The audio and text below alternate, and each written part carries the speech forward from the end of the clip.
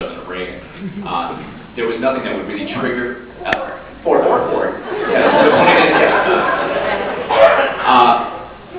You could do anything like that. You could, I was ripping off every odd little science fiction conversation I'd ever had with anybody, just for the goofier ideas. And of course, I was obviously very conservative. I was nowhere near Mr. Meat. I think I may have had some. I know I was the one who actually told George that no, you have to call the episode Xmas. We have to make the network and everybody see that this is what this is going to be. But we weren't actually thinking of ourselves as true science fiction. It wasn't even like Robert A. Heinlein envisioning future history. It was strictly a case of what would be subversive. What could we do that we could exaggerate and have some fun with? So there are some things we got right, probably even a fairly high percentage of things just looking ahead, because we took the attitude was basically, how could this be screwed up in the future? And that was where we decided to go. And I think if you look at this future that way, you're more likely to be right than not.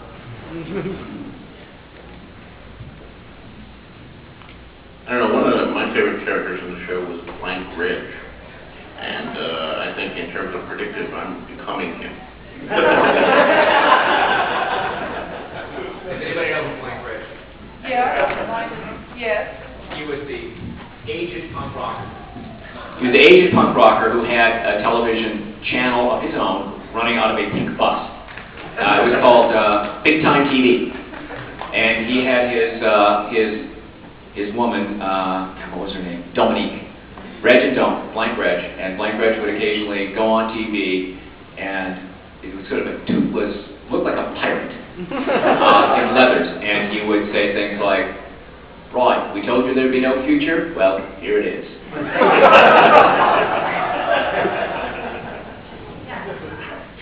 Well, I think that there are two things wrong with Max Headroom's future. One is the problem of any visual future can't be right, and that's why we're all disappointed that we're not living in the future, because it never looks to us like the future was supposed to look, which is futuristic all across the spectrum, and it really, unfortunately, is never like that. Not all the technology changes, and it certainly doesn't all change all at the same time.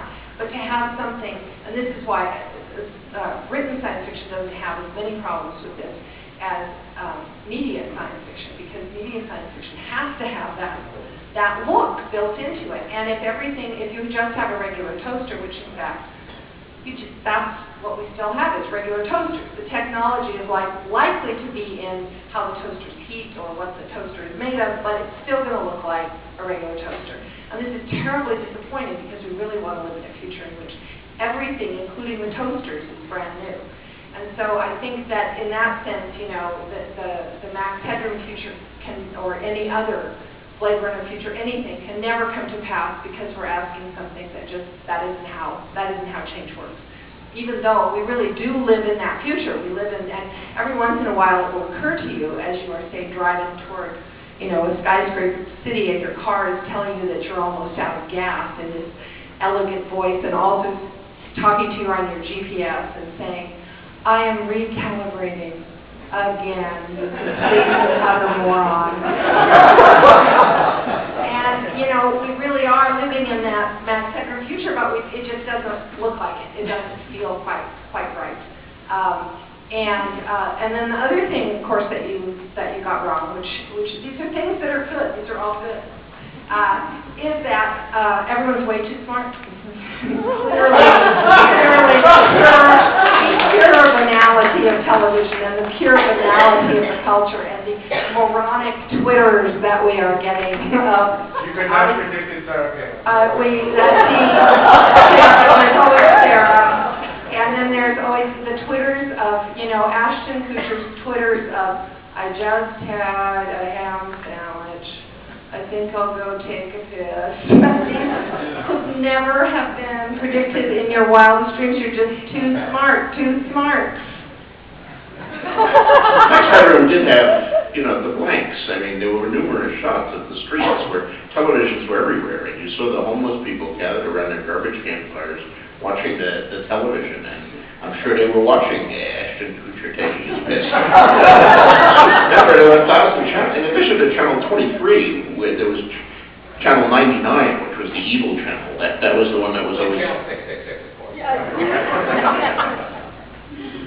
of course, one place where Max Headroom got it entirely wrong was that it was based upon a crusading reporter whose job was to ferret out the truth in order to bring down major corporations. And what a ridiculous idea! That doesn't happen anymore. It never did, you know. But we're getting to the point now where we don't actually need the reporter.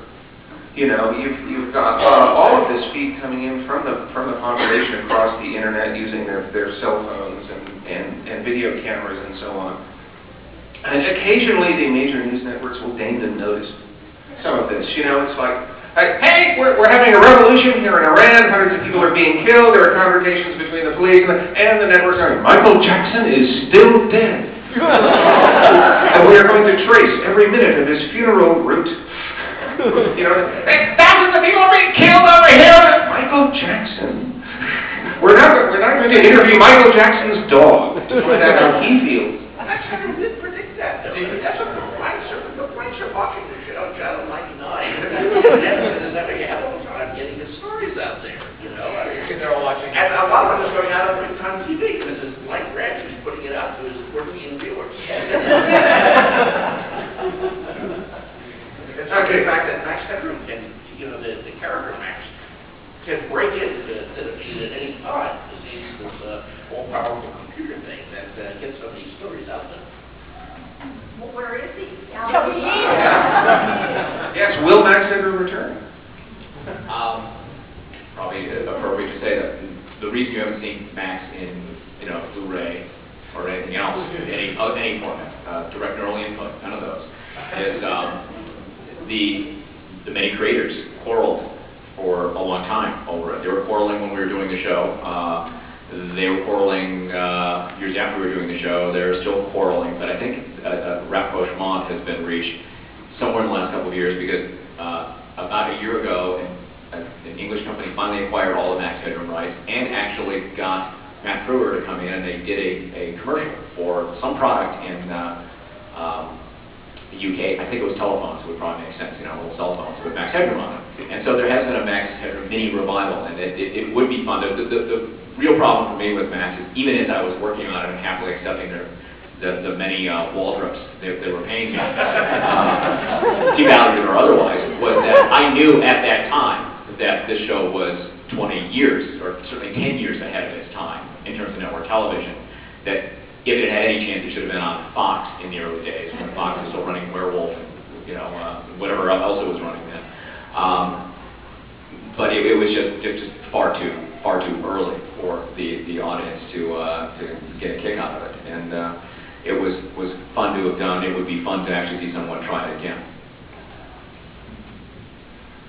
Okay, well, on that note, we are out of time, so thank you for your attention, and I will try and remember what decade I'm in for the rest of the day.